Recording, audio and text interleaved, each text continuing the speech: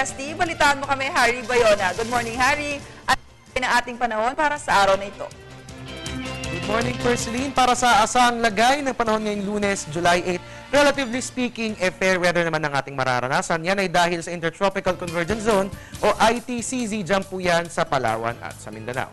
Ang aasahan ng lagay ng panahon sa buong bansa, dyan po sa Ilocos Region, ganon din sa Mimaropa, and at the same time sa Western Visayas at sa Mindanao, asahan po natin ng light to moderate rain showers or thunderstorms. Habang dito naman sa atin, sa Metro Manila at sa titirang bahagi naman ating bansa, asahan po natin ng isolated rain showers or thunderstorms. At mga kababayan, dahil maganda rin po ang panahon natin, dahil po yan sa monsoon break pa rin po tayo ngayon, so asahan po natin ang magandang panahon. Pero ayon kay Pag-asa Weather Forecaster Glyza Escolar, dapat ay paghandaan natin itong linggong ito dahil magiging maulan.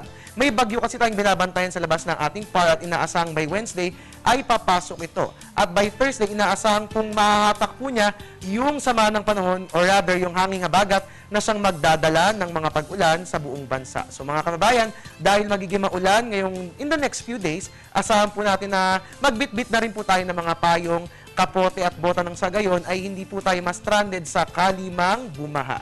At yan nga po nga ng panahon para sa araw na ito, July 8. At yan po muna ang latest mula rito sa Pag-asa DOST. Kasama niyo sa balitaan ng inyong weatherman, Harry Bayona. Balik si Perceline and happy Monday. Maraming salamat, Harry Bayona, live mula sa Pag-asa DOST.